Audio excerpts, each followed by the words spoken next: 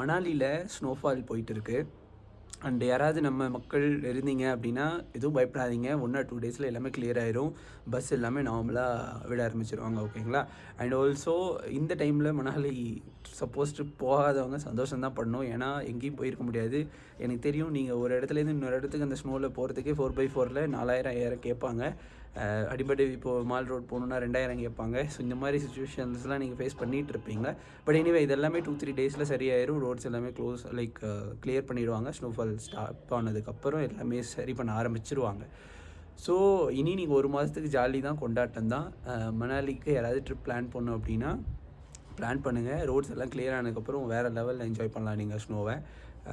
S, திரும்ப ஒரு heavy snowfall வந்தால் தான் இந்த மாதிரி இஷ்யூஸ் வருமே தவிர, மற்றபடி இனி நீங்கள் நிறைய இடங்களில் ஸ்னோவை ஸ்மார்ட் பண்ணலாம். எல்லாருமே இதுதான் ட்ரை பண்ணிட்டு இருந்தீங்க. ஸோ வந்துருச்சு, ஹாப்பியாக இருங்க. More travel more piece.